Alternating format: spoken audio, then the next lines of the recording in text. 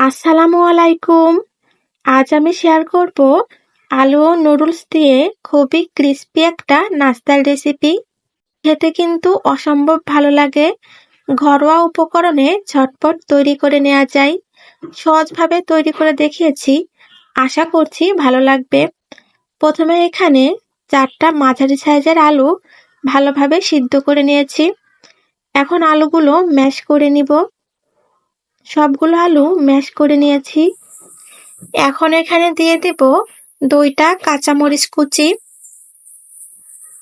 2টা মাঝারি সাইজের পেঁয়াজ কুচি, ধনিয়া পাতা কুচি। এটা অপশনাল, আপনারা চাইলে এটা স্কিপ করতে পারেন। এখন দিয়ে দিব স্বাদ মতো লবণ, দিয়ে দিব 1 চা চামচের মতো লাল মরিচের গুঁড়া, 1/2 চা চামচ জিরা গুঁড়া, 1/2 চা চামচ চাট মশলার গুঁড়া, 3 টেবিল চামচ পরিমাণ কর্নফ্লাওয়ার। কর্নফ্লাওয়ার দিয়েছি বাইন্ডিং এর জন্য। আপনারা চাইলে এখানে চালের গুঁড়াটাও ব্যবহার করতে পারেন। এখন সব উপকরণ ভালোভাবে মেখে নিতে হবে। সবকিছু খুবই ভালো করে মেখে নিয়েছি। দেখুন ভালোভাবে মাখিয়ে নেওয়া হয়ে গিয়েছে। এখন এখানে দিয়ে দিব 1 টেবিল চামচ পরিমাণ রান্নার সাদা তেল। তেল দিয়ে হালকা একটু মেখে নিব। এভাবে তেল দিয়ে একটু মেখে নিলে ডোটা ভালোভাবে মসৃণ হবে। আমি একটু এভাবে মাখিয়ে নিচ্ছি। এখন হাতটা ধুয়ে হাতে তেল মাখিয়ে নিয়েছি। এখন নাস্তা তৈরি করে নিব। এখান থেকে অল্প পরিমাণ নিয়ে নাস্তা শেপ দিয়ে নিব। আমি ফিঙ্গার শেপ দিয়ে নিব। আপনারা চাইলে গোল, চারকোনা, তিনকোনা যে কোনো শেপে এই নাস্তাটি তৈরি করতে পারেন।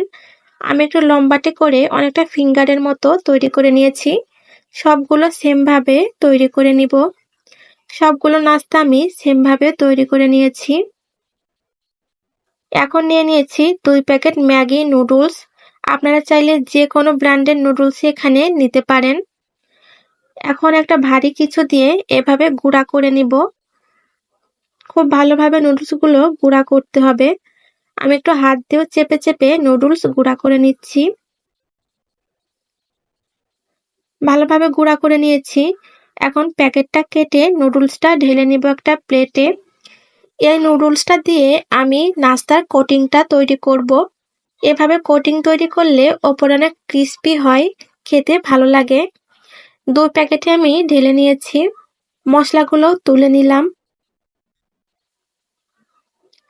এখন এখানে একটা ময়দার ব্যাটার তৈরি করব। এজন্য এখানে 1/2 কাপ পরিমাণ ময়দা নিয়েছি। দিয়ে দিব 1 প্যাকেট নুডলসের মশলা। এখন ভালোভাবে সবকিছু মিশিয়ে নিব। সবকিছু ভালোভাবে মেশানো হলে অল্প অল্প পানি দিয়ে একটা ব্যাটার তৈরি করে নিব। একবারে বেশি পানি দিলে ব্যাটারটা ভালোভাবে তৈরি হবে না। এজন্য অল্প অল্প পরিমাণ পানি দিয়ে ব্যাটারটা ঠিকভাবে তৈরি করতে হবে। আমি আরো কিছুটা পানি দিয়ে ব্যাটারটা তৈরি করে নিচ্ছি। ব্যাটারটা ঠিক এমন ঘনত্ব রেখেই তৈরি করতে হবে। দেখুন, দেখলে আপনারা বুঝতে পারবেন। ব্যাটারটা তৈরি করা হয়ে গেলে এখানে বানিয়ে রাখা পটেটো ফিঙ্গারটা দিয়ে দিব।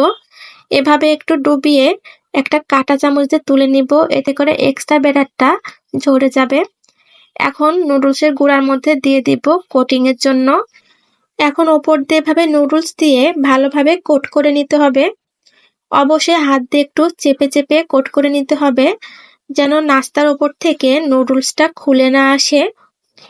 এভাবে কোট করে নিলে ওপরটা অনেক ক্রিস্পি হবে এবং ভেতরটা নরম থাকবে নাস্তার।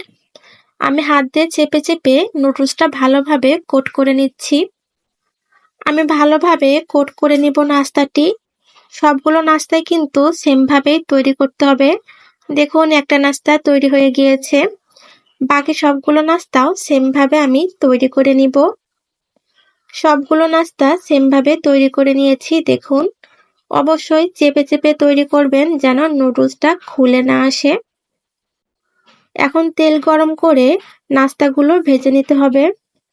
এ পর্যায়ে চুলার জালটা মিডিয়াম হিটে রেখে নাস্তাগুলো ভেজে নিব। আমি বেশ কয়েকটা নাস্তা তেলে দিয়ে দিচ্ছি। এখন লালচে করে ভেজে নিতে হবে। কিছুক্ষণ পর ফিরে এসেছি। এখন উল্টে দিব।